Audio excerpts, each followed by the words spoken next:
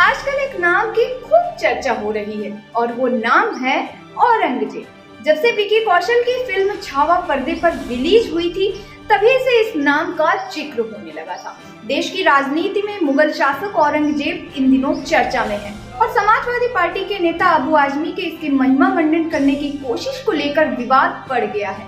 महाराष्ट्र के सपा विधायक अबू आजमी ने कहा था कि औरंगजेब निर्दयी शासक नहीं था, गलत इतिहास दिखाया जा रहा है। वो अच्छे प्रशासक थे, उन्होंने जो किया वो सही किया। इस बयान के तूल पकड़ने पर उन्होंने अपने बयान के पीछे इतिहासकारों का हवाला देते हुए माफी मांगी थी, लेकिन सियासत ऐसे गरमाई कि अबू आजमी महाराष्ट्र विधानसभा से निलंबित कर दिए गए और उनके कैंपस में घुसने पर पाबंदी तक लगा दी गई।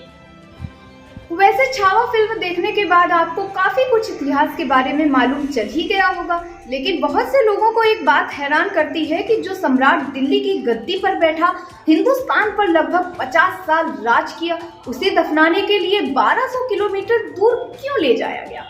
हालांकि औरंगजेब एक ऐसा बादशाह था जो हमेशा से ही विवादों में रहा है, खासकर इसकी कब्र को लेकर। मुगल बादशाह औरंगजेब की कब्र औरंगाबाद से 25 किलोमीटर की दूरी पर स्थित खुलदाबाद में है। अक्सर लोग सवाल उठाते हैं कि आगरा और दिल्ली से हिंदुस्तान में राज करने वाले बादशाह की कब्र औरंगाबाद में क्यों बनी। दरअसल साल 1680 में छत्रपति शिवाजी महाराज की मृत्यु के समय से लेकर 1707 में औरंगजेब की मृत्यु तक मुगल साम्राज्य और मराठा साम्राज्य में संघर्ष चला था। फिल्म में भी आप देख चुके हैं कि औरंगजेब की भारत के दक्षिणी हिस्से पर कब्जा करने और राज करने की इच्छा इतनी बलवती थी कि वो साल 1680 में अपने पूरे लाव लश्कर के साथ दक्षिण भारत की ओर कूच कर गए थे।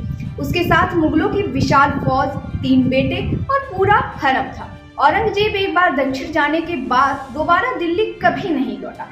अपनी मृत्यु के समय औरंगजेब महाराष्ट्र में था। एक रिपोर्ट के मुताबिक औरंगजेब ने साल 1705 में मराठाओं के किले पर जीत हासिल करने के बाद कृष्णा नदी के पास एक गांव में अपना शिविर लगाया। यहीं पर औरंगजेब बीमार पड़ गया। उसी साल अक्टूबर में दिल्ली जाने के इरादे से उन्होंने अपना काफिला अहमदनगर की तरफ बढ़ाया। 14 जनवरी 1707 को औरंगजेब एक बार फिर बीमार हो गया। कुछ दिनों में उसकी तबीयत संभल गई और वो फिर से अपना दरबार लगाने लगा, लेकिन इस बार उसे अंदाजा हो गया था कि अब उनके पास अधिक समय नहीं बचा है। 89 वर्षीय औरंगजेब ने अपनी सारी आशा छोड़ दी। 3 मार्च 1707 को तेज बुखार से उसकी मृत्यु हो गई। औरंगजेब ने अपनी मृत्यु से पहले ही बता दिया था कि उनकी कब्र कब और कहाँ होनी चाहिए। इस बारे में औरंगजेब ने अपनी विरासत में सब कुछ लिख दिया था।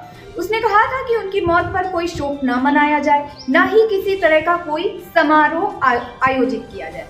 औरंगजेब को औरंगाबाद से 25 किलोमीटर की दूरी पर स्थित खुलदाबाद में दफनाया गया।